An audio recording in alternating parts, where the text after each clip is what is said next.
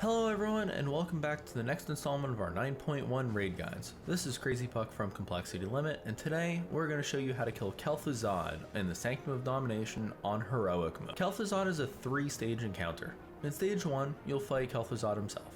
When his health reaches 0, you'll enter stage 2, and a part of your raid has to go fight a remnant of Kel'Thuzad ad in another plane of existence. You'll swap between stages 1 and 2 3 times total, killing that remnant of Kel'Thuzad ad during the 3rd stage 2. You'll then move into stage 3, fighting Kel'Thuzad himself one final time. Kel'Thuzad has several abilities in stage 1 for you to deal with. Soul Fracture is his tank smack, dealing mild shadow damage and knocking the tank backwards. This will also create 3 soul shard ads, green images of the tank, in random locations around the room. Each soul shard will debuff the tank with a stack of soul exhaustion, increasing that tank's damage taken by 500% for 1 minute. Killing a soul shard will remove its stack from the tank. The soul shards will also periodically cast Piercing Wail, a loud scream that does mild damage to the entire raid. Your DPS should swap onto these instantly and blow them up. If they aren't all killed within that 1 minute duration of the debuff, the tank will instantly die. Ice Shard is just a basic tank smack, dealing a chunk of physical damage that just has to be mitigated and healed through. Oblivion's Echo puts a large green circle on several random players for 6 seconds. Anyone standing inside the circle is silenced and pacified. When the circle expires, it'll just drop off the affected players and land on the ground below them. While it's on the ground, the circle still silences and pacifies anyone inside of it. After another 6 seconds, the circles explode, and a Frostbound Devoted ad will spawn from each circle. These little dudes will fixate on a random target and explode for moderate damage within 5 yards if they ever reach that intended target. Your raid will want to keep these things slowed and just kind of blow them up. Another note here on Oblivion's Echo, the little green circles can actually be used to silence and stop casting on the 3 soul shard ads from the tank. The next ability up is that Kel'Thuzad will periodically cast Dark Evocation, which will revive all previously killed Frostbound Devoted ads, making you need to kill them again. This will also resurrect and mind control any players from the raid who have died, making them fight for Kel'Thuzad against your raid. If that happens, you'll need to also go kill your friends. But serves them right, honestly, for being useless and just lying face down while everyone else does the hard work. Glacial Wrath will put a blue arrow above several people's heads. After a few seconds, a swirly will appear below all of the marked people, and then explode shortly after with a glacial spike shooting up through the floor.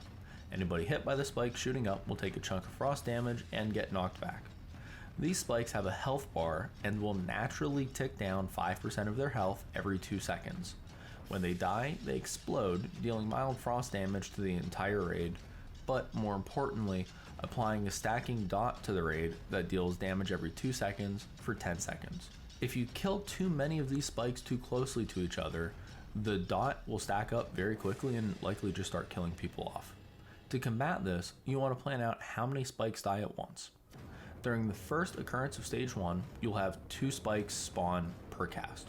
During the second occurrence of stage 1, it'll be 3 spikes, and during the third and final occurrence of stage 1, it'll be 4 spikes.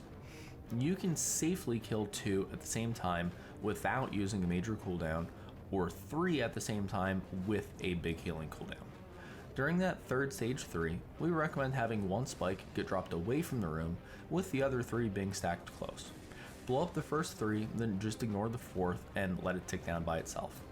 For the first and second occurrences of stage 1, we recommend just having all the spikes stacked on top of each other, blowing them down, and using a healing cooldown if you feel it's necessary. Kel'Thuzad will also periodically cast Frost Blast, which is basically just an ice meteor thrown at a random player.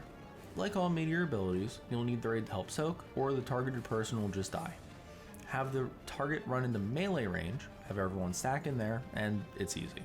This will root everybody hit, so have any priests in your raid cast Mass Dispel to help clear the roots, and anyone with other abilities to clear roots should do so. In addition to all of this, you'll want to take note of the boss's mana bar.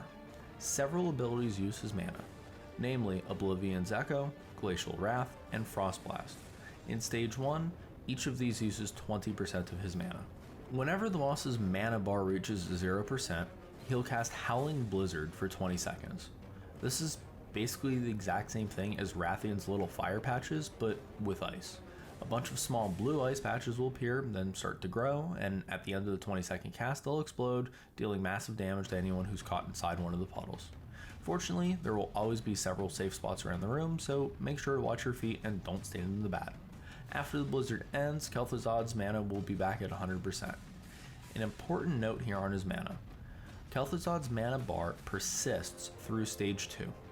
If you bring his health to 0 and his mana was at 20%, when he pops back up after stage 2, he'll still be at that same 20% mana. When you do bring the boss's health to 0, that'll trigger the start of stage 2. The boss will port away and open a giant green portal animation in the middle of the room. Running into this portal will send you into the phylactery, an entirely different plane. In here, there is a Remnant of Kel'Thuzad ad. This ad casts a few abilities at the players in the phylactery. Shadow Fissure is a series of constantly spawning swirlies, just don't stand in these. Freezing Blast is a copy-pasted ability from Jaina. It's the big ice frontal. Don't get hit by the really obvious big ice frontal. He'll also apply stacks of Sinister Miasma to everyone in the phylactery, dealing increasing amounts of ticking damage. During the third and final occurrence of stage 2, he'll also spawn some glacial winds, which are tornadoes that will start at the center of the platform and radiate outwards. The first two stage 2s end when the Remnant hits 60% health, the second stage 2 ends when the Remnant hits 20% health, and the final stage 2 ends when the Remnant is killed. You'll have 45 seconds to accomplish this goal each time, or the ad will do a cast that wipes the raid. When you've pushed the Remnant to the health breakpoint, run to the little green portal on the platform and it'll take you back to the main platform. If you fail to run into the green portal in time, you'll die. While people are down there fighting their Remnant, everyone that stayed on Kel'Thuzad's normal platform will be dealing with some ads. Unstoppable Abominations will smack the heck out of your tanks and periodically cast Demolish, a line of green swirlies that deals a chunk of damage to anybody hit. Don't stand in the swirlies. There will also be some Soul Reaver Banshee ads that'll periodically cast Banshee's Cry, dealing damage to random players every second and increasing in damage over time. Just interrupt this as quickly as possible. The last thing that you really need to know about these ads is that they respawn 10 seconds after you kill them, as long as you are still in stage 2. To deal with all of this, you'll want to pre-assign about 1/3 of your DPS to go into the phylactery and fight the Remnant. Ideally, send down your best single target DPS to burst the thing down and have them use cooldowns for the first and second occurrences of stage 2. Send down one healer per 4 to 5 DPS going down there just to keep everybody alive. Everybody else stays up on the main platform to deal with the ads.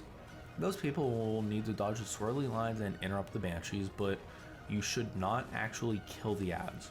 Instead, keep an open line of communication with the phylactery players, and when the Remnant is about 5% health away from pushing out of stage 2, then go and blow up the ads up top. By doing this, you'll never actually have to deal with them respawning and just kill them the once. One last thing to note about stage 2. When the stage 2 ends, the boss will get slightly empowered.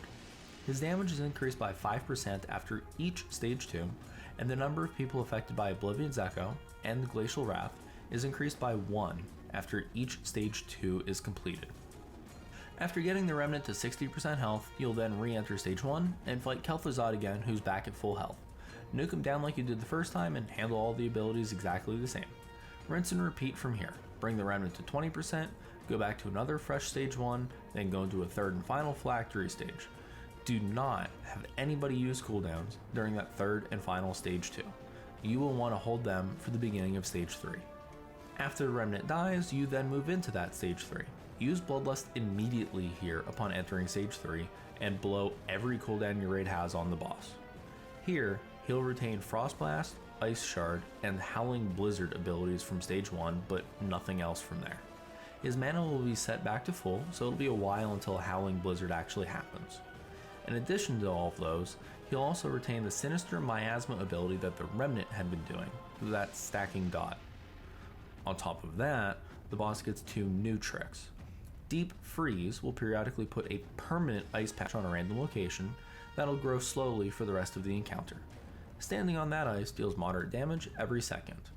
He'll also cast Onslaught of the Damned, calling more Abomination and Banshee ads, and also Rising in Mind controlling any dead players.